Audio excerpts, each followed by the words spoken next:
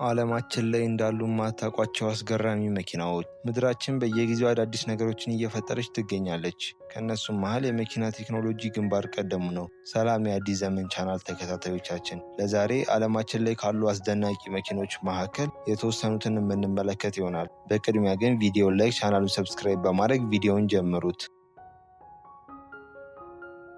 9ኛ ኤርካር። ይህቺ ኤርካር የተባለች መኪና ሙሉ በሙሉ በአየር ነው የምትጓዘው፣ ማለትም ያለምንም ኤሌክትሪክና ነዳጅ ማለት።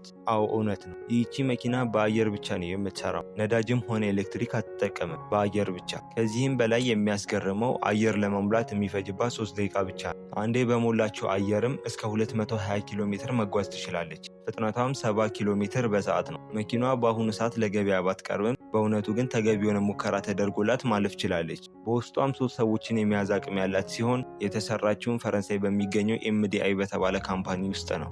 8ኛ ቴራፊጂያ ትራንዚሽን። ይህ መኪና ደግሞ አውሮፕላንና መኪናን በአንድ ላይ ያጣመረ ቴክኖሎጂ ሲሆን በአየር ላይም በምድር ላይም መጓዝ ይችላል። ቴራፊጂያ በተባለ ካምፓኒ ቻይና ውስጥ የተሰራ ሲሆን በአየር ላይ 185 ኪሎ ሜትር በሰዓት የሚጓዝ ሲሆን በምድር ላይ ደግሞ 105 ኪሎ ሜትር በሰዓት ይጓዛል። ይህ መኪና ጥቂት ቁጥር ብቻ የተመረተ ሲሆን በአሁኑ ሰዓት ገበያ ላይ የለም። በሰዓቱ ዋጋው ደግሞ $279,000 ነበር። 7ኛ ሶላር ካር። እስኪ አስቡት፣ አንድ መኪና በፀሐይ ብርሃን ብቻ መንቀሳቀስ ሲችል። ህልም አይደለም። በኒዘርላንድ በሚገኝ አንድ ዩኒቨርሲቲ ውስጥ ያሉ ተመራማሪዎች ይህንን እውን አድርገውታል። ይህ መኪና 100% በፀሐይ ብርሃን ወይንም በሶላር ሲስተም ነው የሚሰራው። በፀሐይ ብርሃን ብቻ ከ700 ኪሎ ሜትር በላይ መጓዝ ይችላል። 132 ኪሎ ሜትርም በሰዓት የመጓዝ አቅም አለው። 4 ጊዜ ወርልድ ጊነስ ቡክን ማሸነፍ ችሏል። ይህ መኪና በአሁኑ ሰዓት ለሽያጭ ያልቀረበ ሲሆን ትክክለኛ ዋጋውም አይታወቅም። 6ኛ ቮልክስዋገን ዋን ሊትር ካር። ይህቺ መኪና በቮልክስዋገን የተሰራች ሲሆን ዋን ሊትር ካር የተባለ ፕሮጀክት ከ2002 ጀምሮ መሰራት ተጀመረ። ዓላማውም አንድ መኪና በ1 ሊትር ነዳጅ 100 ኪሎ ሜትር እንዲጓዝ ማድረግ ሲሆን እሱንም አሳክተውታል። ይሄ ቮልክስዋገን ዋን ሊትር ካር የተባለ መኪና 2 ሲስተሞችን ይጠቀማል። 800 ሲሲ ዲሲ ኢንጂን እና ኤሌክትሪክ ሞተር ይጠቀማል። በኤሌክትሪክ ብቻ 50 ኪሎ ሜትር መሄድ ይችላል። የዚህ መኪና ከፍተኛ ፍጥነት 120 ኪሎ ሜትር በሰዓት ነው። ይህ መኪና በ1 ሊትር ነዳጅ 100 ኪሎ ሜትር በአስተማማኝ ሁኔታ መሄድ ይችላል። የቮልክስዋገን ምርት ሲሆን 250 ከተመረተ በኋላ ከገበያ ወጥቶ ጠፍቷል። በሰዓቱ ዋጋውም ከ100 ዩሮ በላይ ነበር። 5ኛ BMW ጂና። ይህ መኪና በቢኤምደብሊው ካምፓኒ 2002 መሰራት ተጀምሮ በ2008 ተጠናቆ በይፋ ተመርቋል። ይህንን መኪና ለመስራት በጠቅላላ ከ$1 ሚሊዮን በላይ የፈጀ ሲሆን ይህ መኪና ለሽያጭም አይውልም፣ ለገበያም ታስቦ አልተሰራም። ይህ መኪና በውስጡ የተለያዩ የሚያስደንቁ ፊውቸሮች ሲኖሩት ከእነሱም መሃል የተወሰኑትን ልንገራችሁ። የመጀመሪያው እላዩ ሙሉ በሙሉ ከጨርቅ መሳይ ነገር የተሰራ ሲሆን ሁለተኛው ደግሞ መኪናው ቅርጽ መቀየር መቻሉ ነው። ከዚህም በላይ የሚያስደንቀው መኪናው ከ32 አይነት ቀለም አማራጮች በላይ ያሉት ሲሆን ራሱንም ያለምንም ቀለምና የሰው ልጅ እርዳታ ወደ 32 አይነት ቀለም መቀየር ይችላል። መኪናው ሙሉ በሙሉ በነዳጅ የሚሰራ ሲሆን ስለ መኪናው የተሟላ መረጃ ግልጽ አልተደረገም። በዚህም ምክንያት ዋጋው ሊታወቅ አልቻለም።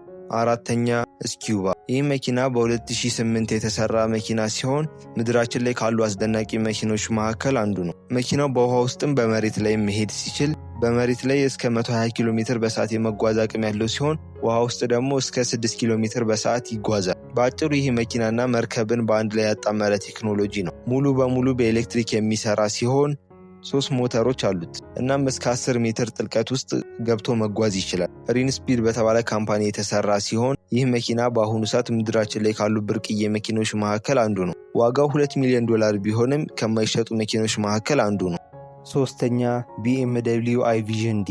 ይህ መኪና ልክ እንደ ጓደኛችሁ ከእናንተ ጋር መነጋገር ይችላል። ይሄ መኪና ብቻ አይደለም፣ አማካሪያችሁም ጭምር ነው። መኪናው ለገበያ ወይንም ለሽያጭ ታስቦ የተሰራ ሳይሆን የወደፊት መኪኖችን ለማሳየት የተጠቀሙበት ቴክኖሎጂ ነው። በውጭው ዲዛይኑ ላይ ቀለል ያለ ፊውቸሪስቲክ መልክ አለው። ነገር ግን ትልቁ ነገር ይሄ አይደለም። መኪናው እስከ 32 አይነት የተለያዩ ቀለሞችን መቀየር ወይንም መላበስ ይችላል። ከዚህም በተጨማሪ ሙሉ በሙሉ የመኪናው መስታወቶች ልክ እንደ ስክሪንነት ያገለግላሉ። በዚህም ምክንያት መኪና ውስጥ ምንም አይነት ተጨማሪ መቆጣጠሪያ ስክሪን አያስፈልግም። ይህ መኪና ሙሉ በሙሉ በኤሌክትሪክ ሲሆን የሰራውን ካምፓኒ BMW ይባላል። የዚህ መኪና ዋጋ $70,000 ቢገመትም ትክክለኛ ዋጋው አልታወቀም። ከዚህም በተጨማሪ ምድራችን ላይ ካሉ ከማይሸጡ መኪኖች መካከል አንዱ ነው።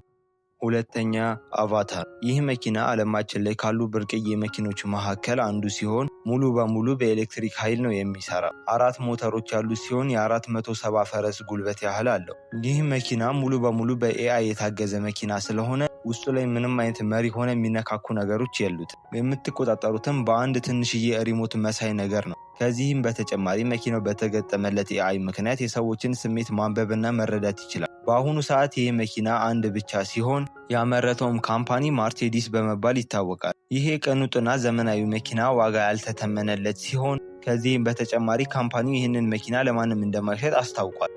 አንደኛ ትረስት ኤስኤስሲ። ይህ መኪና ምንም አይነት የመኪና ቅርጽ የሌለው ሲሆን እንዲሁም ሙሉ በሙሉ ጀት ይመስላል። ይህ መኪና የተሰራው በ1990ዎቹ መጀመሪያ አካባቢ ነው። መኪናው የዓለማችን ፈጣኑ መኪና ሲሆን እስካሁን በፍጥነት የትኛው መኪና ሊደርስበት አልቻለም። ይህ መኪና በሰዓት 1235 ኪሎ ሜትር መሄድ ይችላል። ይህም ማለት ከመደበኛ መኪኖች በ11 እጥፍ የመጓዝ አቅም አለው፣ ወይንም ከአንድ አውሮፕላን ፍጥነት በላይ ማለት ነው። በዚህም ምክንያት መኪናው በዚህ ልክ ምድር ላይ ማሽከርከር ስለማይቻል ሙሉ ሙከራ አልተደረገለትም። ይህ መኪና ምድራችን ላይ የተሰራው አንድ ብቻ ሲሆን መኪናውም ከድምፅ ፍጥነት በላይ እንዲጓዝ የሚያስችሉ 2 የጀት ሞተሮች አሉት። የዚህ መኪና ዋጋም ከ15 ሚሊዮን ዶላር በላይ እንደሆነ ይገመታል። ከዚህም በተጨማሪ በ1997 ወርልድ ጊነስ ቡክ ላይ የዓለማችን ፈጣኑ መኪና በመባል ተመዝግቧል። በአጭሩ ይህንን መኪና ብሎ ከመጥራት ጀት ማለት ይቀላል። ስለዚህ መኪና ሙሉ ቪዲዮ የምትፈልጉ ከሆነ ኮሜንት ላይ ንገሩ። በቀጣይ ቪዲዮ እሰራላችሁ ይሆናል። ለዛሬ ያስኩላችሁ ቪዲዮ ይህንን ይመስል ነበር። በቅድሚያ ግን ሙሉ ቪዲዮን ስለተመለከታችሁት እያመሰገንኩኝ በየጊዜው እንደዚህ አይነት አዳዲስና አስደናቂ ቪዲዮዎች እንዲደርሱ ቪዲዮውን ላይክ፣ የአዲስ ዘመን ቻናልን ሰብስክራይብ በማድረግ የእኛ ቤተሰብ መሆኑን አይርሱ።